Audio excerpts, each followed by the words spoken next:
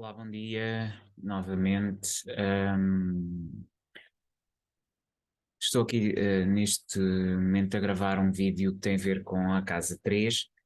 A Casa 3 ou a Oficina 3 é a redação, tem a ver com a redação, portanto, dentro daquilo que é as 12 oficinas, que é um projeto que eu tenho, em que temos as oficinas básicas, média ou intermédias e as oficinas superiores, ou se preferirmos as oficinas que têm que ver com o trabalho da nossa energia interna, depois aquelas que têm que ver com a relação e as outras que têm que ver com a relação no mundo. Esta ideia das oficinas está ligada ao zodíaco, não é? Enquanto metamodelo ou mapa mental, e que tem a ver com as energias que todos temos e podemos desenvolver. É evidente que nós temos uma maior apetência natural para umas, ou mais para umas, menos para outras, mas a ideia aqui é equilibrar todas e perceber do ponto de vista das linguagens que temos que ter.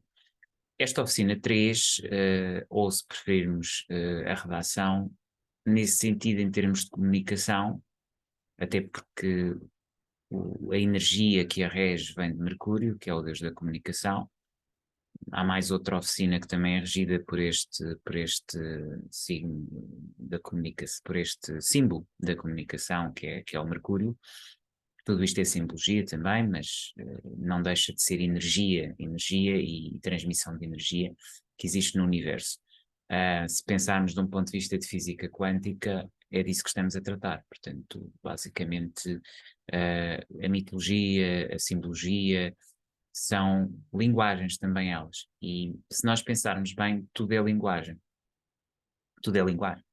Eu tenho um bocadinho esta visão, porque eu venho de humanidades, formei-me em Direito, também me formei em Linguística, e quem é de línguas sabe que são linguagens.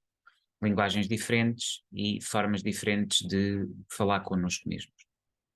E os conflitos humanos muitas vezes resultam, eu diria que a maioria das vezes resulta de um não reconhecimento, uma não compreensão a partir da linguagem.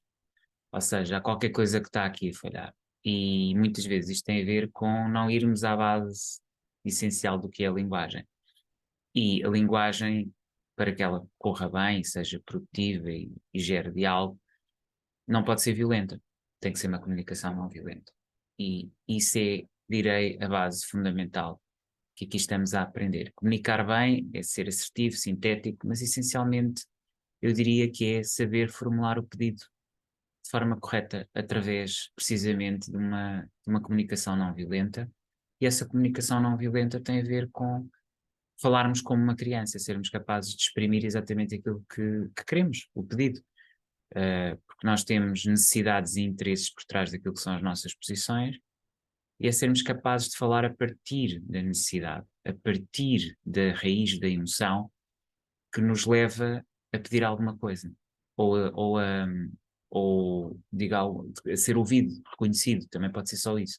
Muitas vezes o que queremos é ser ouvido e reconhecido, nem sequer é propriamente pedir algo em troca, pode ser também. Mas quer dizer, isto tem a ver com isso, com sermos capazes de desenvolver e de termos esse diálogo e essa conversa connosco mesmos. Portanto, mais uma vez, e à semelhança dos outros programas de coaching, aqui temos o programa do comunicador de topo, chamemos assim, comunicador que consegue chegar, digamos, ao público, e aqui estamos a falar de um público próximo, família, amigos, as relações mais próximas, porque quando estamos a falar de um diálogo mais emotivo, que tem que ver com o relacionamento pessoal ou a constituição de uma parceria, isto sobe um patamar. E se estamos a pensar na sociedade, e se estamos a pensar em grupos e aqui grémios, agremiações, sobe outro patamar ainda mais elevado. Estamos a falar de uma comunicação que se torna gradativamente mais impessoal. Pronto. E daí, quando estamos numa parceria ou numa reunião de negócios em que estamos com vários, ou um ou vários, que os negócios podem ser com um ou vários, mais difícil manter esta comunicação não violenta. Mas ela é fundamental, esta comunicação não violenta, para resolver os assuntos mais básicos. Bom, estou a entrar aqui já no conteúdo interno do comunicador de topo, que tem a ver com o programa comunicador de topo, mas acho que era importante perceber, mais uma vez, com o que é que estamos a lidar, não é? Nas outras oficinas anteriores que já dei do ginásio, da banca, também tive ali a explicar um bocadinho o que era digamos, o sentido básico a ideia básica, escutar o corpo, escutar os recursos, aqui escutar a nossa própria comunicação interna. Mais uma vez, temos aqui uma estrutura em 4 módulos. Primeiro módulo de autoconhecimento, da nossa agressividade, da nossa passividade, de como é que nós somos a comunicar e, a partir do autoconhecimento, pontos fortes, pontos fracos, trabalhar isto a nível da autoestima e depois de trabalharmos essa autoestima, que é absolutamente essencial, esse autoamor, as competências. Porque nós só progredimos a partir do momento em que, por um lado, trabalhamos a nossa própria imagem e somos capazes de nos reconhecer como capazes e depois modelar, ter determinados objetivos, sendo capaz também ao mesmo tempo de ser grato, do ponto onde estamos, e essencialmente perceber que é um trabalho em progresso e que não é uma coisa automática, e nesse sentido também termos esse cuidado, de carinho, de nos percebermos, de sermos tolerantes com as nossas falhas, nada é automático, isto é um processo, leva tempo. E em vez de colocarmos a perspectiva no externo, naquilo que dizem de nós, é nós termos capacidade de nos autoavaliar. Isso é muito importante. Primeiro construir esse core, essa essência. Este é o primeiro ponto, o do autoconhecimento em termos de comunicação e como somos comunicadores, não é? Autoconhecimento enquanto comunicadores. Depois, um segundo módulo tem a ver com os valores desta oficina. Isto tem a ver com sabermos fazer a comunicação. E saber fazer a comunicação, em primeiro lugar, tem a ver com a capacidade de nos atermos aos factos, sermos, na comunicação não violenta, nos aspectos absolutamente essenciais, é sermos muito exigentes com essa necessidade de verificação dos factos, daquilo que se refere realmente. É sempre uma perspectiva, e depois perceberemos isso, extremamente subjetiva, porque tudo o que nós sentimos, pensamos e somos influencia a forma como nós vemos a realidade. Portanto, uma realidade, por muito que queiramos dizer, não, isto é isto, não é, depende das perspectivas. Este é o primeiro aspecto, ou seja, procurarmos ir à verdade do facto. Isto vai nos levar ao segundo valor, que é precisamente as perspectivas, as opiniões, e depois saber distinguir a opinião de facto. Mas independentemente disso, o facto é lido por diversas opiniões. Isto leva-nos à desfocagem. Temos uma primeira focagem, ou seja, fazer um levantamento com base em factos, que temos que tentar assentar. Eu digo tentar porque não é fácil, porque eles são sempre intimamente influenciados por nós, enquanto temos filtros, não é? E nós em PNL sabemos isso. Ou seja, os nossos filtros vão sempre influenciar a forma como vemos a realidade. Portanto, primeiro aspecto, a verdade. Segundo aspecto, ou seja, o esforço na busca, ou de chegar à verdade, aos factos. O segundo é a capacidade de distinguir o facto da opinião e perceber a importância da opinião, da influência da opinião. Isto leva-nos a uma capacidade de dissociação. E é interessante porque se nós no ginásio temos a tal capacidade de agilidade mental, quando estamos a falar da banca, temos a nossa capacidade de agilidade de antecipação no campo dos recursos, aqui temos esta capacidade dissociativa na comunicação. E aqui começa o risco, tal como nas outras oficinas, ou seja, perdermos o foco naquilo que são os valores. E qual é o valor essencial? É a responsabilidade comunicacional ou jornalística.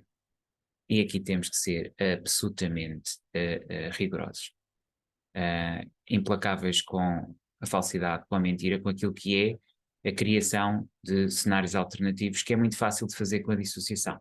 Porque todos dissociamos, não são só os narcisistas. O narcisismo, não. Todos temos uma tendência natural para dissociar.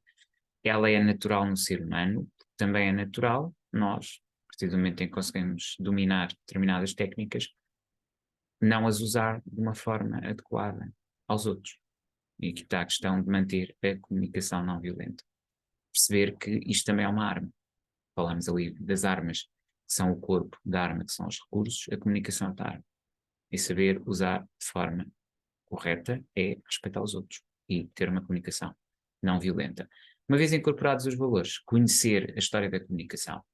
é fascinante.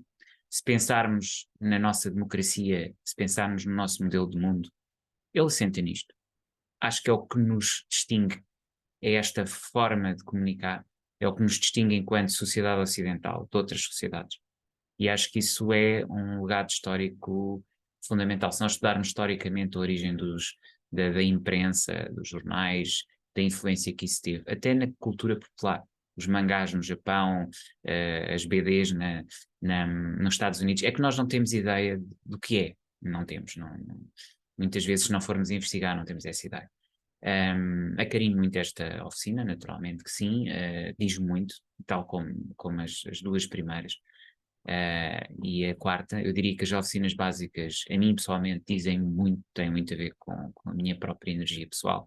Isto não significa que eu não perceba as outras e não as considere igualmente importantes. E são bastante, todas elas têm a sua complexidade e são bastante diferentes. Mas, independentemente disso, esta é uma energia muito importante da comunicação e, em termos da história da comunicação, termos essa noção da evolução é também muito importante. Depois, entramos finalmente naquilo que é o saber escrever, o saber ser assertivo, curto, incisivo, e eu hoje estou a tentar ter aqui um equilíbrio entre ser curto e incisivo e ao mesmo tempo transmitir-vos a ideia daquilo que é a oficina da redação.